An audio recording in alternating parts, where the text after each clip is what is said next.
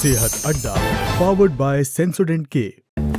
बस पैक नहीं है। SLS पैराबेन और दूध का करंट भी कौन तो लाइफ का करंट ऑन कुछ भी तो ट्राई करके देख ले। सेंसोडेंट के टूथपेस्ट फॉर सेंसिटिव टीथ। बचपन में मैं थी इंक्लूडिंग बाकी लोगों की तरह मुझे लगता है कि शायद आप लोगों ने भी बचपन में वो तेल और नमक मिला करके ब्रश को साफ़ करने के लिए एडवाइस दी गई थी।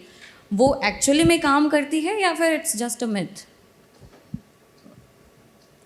तेल और नमक ये एक बहुत इंटरेस्टिंग है। आप जितने भी लोग यहाँ बैठे हैं और इवन दैट अगर हम बात करें ऑल ओवर इंडिया में, तो ये अभी सब नुस्खों की बात हो रही थी। तो जैसे सर ने ये बताया कि जैसे मुंह जो है वो उस मंदिर का द्वार है, लेकिन उस द्वार का सबसे ज़्यादा नुकसान घर से शुरू होता है। तेल और नमक की मालिश करने से दांत सफ़ेद होते हैं, मसूड़ों से खून नहीं आता, दांतों में मुंह में बदबू नहीं आती। इस तरह के मिथ्स हैं। दिक्कत क्या है कि बेसिकली आपके जो दांत हैं, स्माइल आप जब अच्छा करते हैं, जब आप किससे बात करते हैं, पर्सनैलिटी की सबसे इम्पॉर्टेंट चीज़ है। और तेल और नमक, जो नमक है, अभी आप सबको अगर नमक प्रोवाइड करा दिया जाए और जिस टेबल पे आप बैठे हैं इसका कवर हटाकर नमक को थोड़ी देर आप ऐसे करके देखिए तो शायद उस टेबल पे भी स्क्रैच पड़ जाएंगे। तो हमारी बॉडी का सबसे सुंदर और सबसे बढ़िया पार्ट है एनेमल, जो दांत को एक प्रोटेक्शन देता है, सुंदरता देता है। उसको किस तरह से घिस देता होगा, किस तरह से वो नुकसान पहुंचाता होगा। तो ऑब्वियसली इससे बड़ा मिथ नहीं है, और ये अवेयरनेस की भी ज़रूरत है कि इसको बार बार अवेयर किया जाए और इस चीज़ को हम हटाएँ। और तेल और नमक के लिए तो बड़े बड़े फिल्म स्टार भी पेस्ट में डालकर ऐड दे जाते हैं। तो ये इन्फ्लुएंसर्स, फिल्म स्टार्स, तो बहुत सी ऐसी चीज़ें जिन पे बोलने को तो बहुत कुछ है, पर ये वाकई में मिथ है और इसको बिल्कुल अवेयरनेस होनी चाहिए पब्लिक में कि ये नहीं करना चाहिए। तो जो हम लोग टीवी एड्स में देखते हैं कि क्या आपके टूथपेस्ट में नमक है, वो नहीं, उसको सीरियसली नहीं लेना है हमें? बिल्कुल नहीं लेना है। अगर आपकी फेवरेट स्टार हैं तो ले सकते हैं, उसमें कुछ नहीं कह सकते, बाकी नहीं लेना।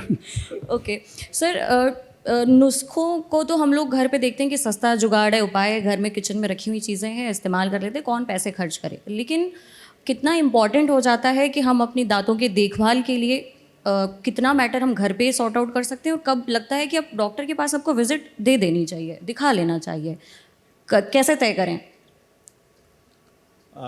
देखिए, पहले तो ये आपको सुनिश्चित करना है कि आपको सर माइक थोड़ा सा पास में प्लीज। ब्रश करते वक्त एक तो मसूड़ों से ब्लीडिंग नहीं होनी चाहिए कभी, और दूसरा कोई सेंसिटिविटी नहीं होनी चाहिए। ये दो ऐसे अर्ली सिम्टम्स हैं जो हमें डिजीज़ को वार्निंग सिम्टम्स हैं, हम लोग इनको कहते हैं। अगर आपको किसी वजह से ब्रश करने पे ब्लीडिंग हो रही है, पहले तो लोकलाइज़ करिए कि कहाँ से हो रही है ब्लीडिंग।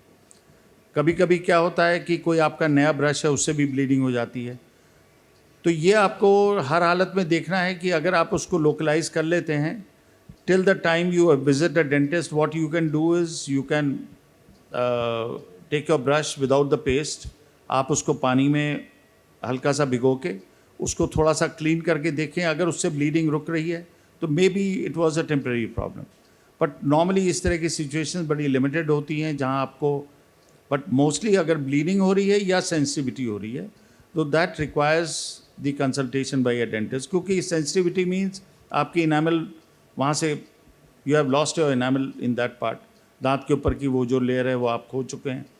और डेंटिन सेंसिटिव है, अगर अर्ली पार्ट में आप जाएंगे तो कैविटी होगी तो भर जाएगा। अगर वो कोई दांत घिस गए हैं एसिडिटी की वजह से या कोल्ड ड्रिंक की वजह से, और even over brushing which I didn't mention earlier, over brushing भी एक बहुत बड़ा कारण है। और उसमें फिर नेचुरल है, अगर आपकी सेंसिटिविटी ज़्यादा है तो थोड़ा पेस्ट, डिसेंसिटाइजिंग पेस्ट यूज़ करके उसके बाद आप फिलिंग करा सकते हैं, या बहुत शैलो है तो खाली पेस्ट से भी काम हो सकता है।